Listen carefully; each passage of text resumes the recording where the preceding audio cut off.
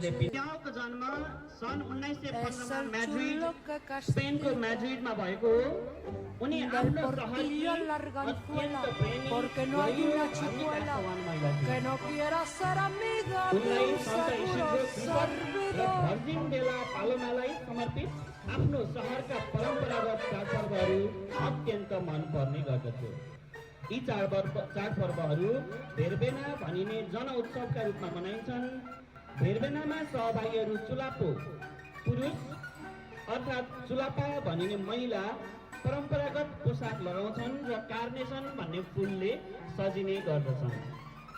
मैड्रिडको परम्परागत नृत्य जसलाई चोटिस भनिन्छ, त्यसैगरी विशिष्ट नाट्य प्रस्तुति भने सार्सुएला हो, जसलाई ओपेरा चिका अथवा सानो ओपेरा पनि भनिन्छ। चोटिस नृत्यमा महिलाले अग्रणी भूमिका निभाउँछन् र पुरुषलाई परिक्रमा गर्दछिन्, जबकि पुरुषले भने आफ्नो अक्षमा घुमिरहन्छन्। भेरबेनामा साना साना किराना पसलहरू सजाइन्छन्। परम्परागत खानामा भुटन राखेर बनाइएको स्यान्डविच तथा चिनी र कागतीको रोस्कियास, चुरोस, वार्कियोस वा बुनेउलोस दे बिन्तेहो जस्ता मिठाईहरू पर्दछन्।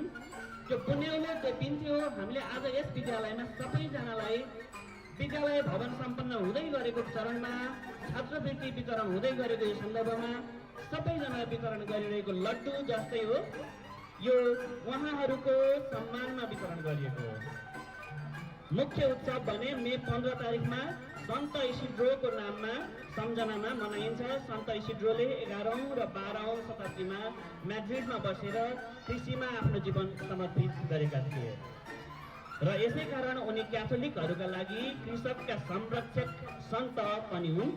परम्परागत रूपमा मानिसहरूले वसन्त ऋतुमा वर्षाको निम्ति प्रार्थना गर्थे, जसले नेपालमा धानको लागि मनसुनी वर्षाले जस्तै गरी त्यहाँ लगाइने गाउँको बालीलाई पनि प्राण भर्ने गर्दथ्यो।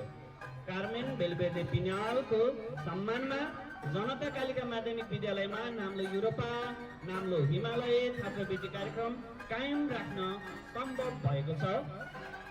यस वर्ष हामीले यहाँ उपस्थित सबैजनालाई उनै कार्मेनलाई अत्यन्त प्रिय ती भरबेनाको एउटा सानो अनुभव यसको सङ्गीत र मिठाई सहित वितरण गर्न चाहेका हौँ। हामी आशा गर्छौँ कि कार्मेनको जीवनले सबै विद्यार्थीहरूलाई मेहनत र समर्पणका साथ आफ्नो अध्ययन जारी राख्न प्रेरित गरोस्, जसरी उनले आफ्ना सबै सन्ततिलाई दया, उदारता, त्याग र विनम्रताको एउटा उदाहरण भएर प्रेरित गरेकी छिन्।